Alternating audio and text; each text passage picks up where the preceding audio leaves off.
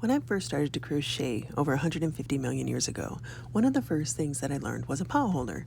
And I thought, what fun would it be to show you guys how to make a pot holder? It's something fun and exciting that you can make as a gift or for anybody. And they actually would always, anytime that I made one, they were always excited that I made it with my own hands. So I thought, why not show it to you guys? So if you want to learn how to make a crocheted pot holder, let me show you. Let's get started.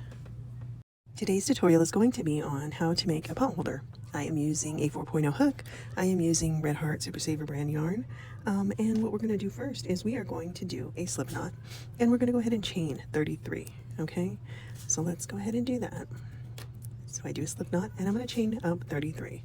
So it's just 1, 2, 3, 4, 5, 6, 7, 8, 9, 10, 11, 12, 13, 14, 15, 16, 17, 18, 19, 20, 21, 22, 23, 24, 25, 26, 27, 28, 29, 30, 31, 32, 33.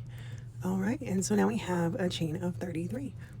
What we're going to do now is in the second stitch from the hook, right in here, we're going to put 3 single crochets. So we're going to do 1, 2, 3. Okay, and then we're going to put a single crochet into every stitch all the way until we get to the second to the last stitch. So we're going to do a single crochet into every stitch, and we're going to stop when we get to the second to the last stitch. So I'll meet you when we get to that point. Okay, so I made it to the end now, and as you can see, I have a nice foundation chain here, and right here is the last stitch. We're going to go ahead and put 3 single crochets into that stitch as well. So we've got 1, 2, 3, and what that's going to do is that's going to turn us around. It's going to turn us around to start working on the other side, and we're going to go ahead and put a single crochet into each stitch all the way back around. So we go here, we put a single crochet, go here, put a single crochet, go here, put a single crochet, and we do that all the way until we get to the other end. So I will meet you when we get back to the other end. Okay, just keep in mind that you go into every stitch a single crochet. Okay, I will meet you right at the end of this round. Okay, so we are at the end here, and we're just going to go ahead and put a single crochet right into the stitch here, and then we're just going to keep going on and going around. So what we do is you get into each stitch here all the way around. So you're doing a single crochet, so you pull through, there you go, and you just keep going all the way around, and that's what you're going to do until you get to the desired length of your pot holder. So we'll keep going round and round, round and round, and it'll look like it's closing up because that's what it's going to do, because we want it to look like that. Okay, we want it to gradually go in. Okay, and so it'll be doing that as we keep going, and we do this every round. So I will meet you at the end of this round, which is going to be on this end. So that way we can keep, keep doing this together until we get to the desired length that we want. Okay, so it's just a single crochet into each stitch all the way around. And then I will meet you at the end of this round. Okay, so we've made it to the end of this one. And so what you want to make sure that you do is you go into each stitch all the way around. So that way it makes you a nice round circle. So you'll go into this one, you'll go into this one, you'll go into this one, and then you'll turn back around this way. Okay, and you'll keep doing that. So you go into that one, you go into this one. It might be a little hard to get, but you can do it. And you go into this one. Okay, and that's going to turn you back around this way. And that's what we want to keep doing. Okay, because we want it to be one fluid motion all the way around. Okay, and that's how we are going to keep going. So we'll keep going and keep doing this. So keep on going, and I will meet you back here. Let's go ahead and do about 10 rounds on our own. Okay, so go around and do this for 10 rounds, and I'll meet you at the 10th round. Okay, I just wanted to make sure I told you guys again on the next round, just keep going. So you go ahead and you just make sure that you're doing a single crochet into each one of these stitches around the curve. Okay, because if you skip them, it's going to bow you in too soon, and you don't want to bow in too soon. Okay, so just make sure that you get all 3 on the edge. Okay, and then work your way back down. All right, so again, I'll meet you on round 10. This is round 10 here, and you're probably thinking that does not look like a pot holder, and you know what? You are right, it does not look like a pot holder just yet. So we're going to keep going, and what we're going to do is we're going to keep going until, if you flatten this side and you flatten this side, until this meets. So this will meet with this. Okay, so you keep going until these two meet, and then we seam them together right in the center.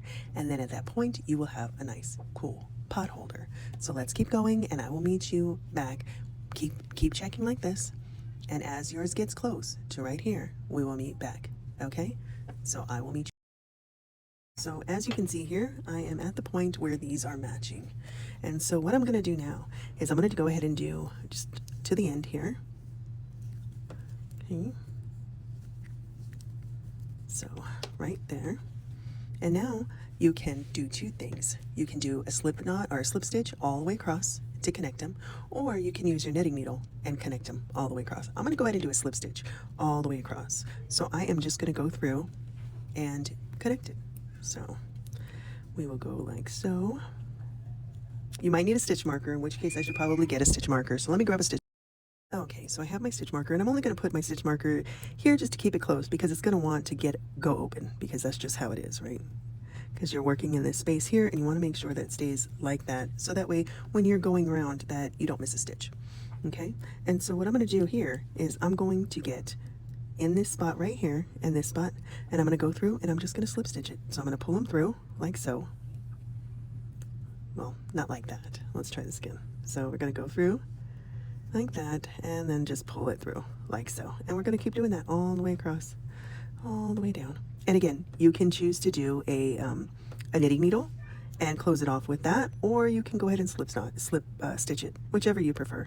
I'm only doing slip stitch because this is a tutorial and I want to show you guys, you know, how to do it. I can do one with the needle if you guys wish. Just let me know and I can show you how to close it off with the needle as well. So what we'll do is I'll just keep doing this all the way till we get to the end, and then once we get to the end, then we can look at our final project. Now again, keep in mind, if you want your pot holder bigger, you can chain, instead of chaining 33, you can chain 43, you can chain 53, you can chain whatever it is you want.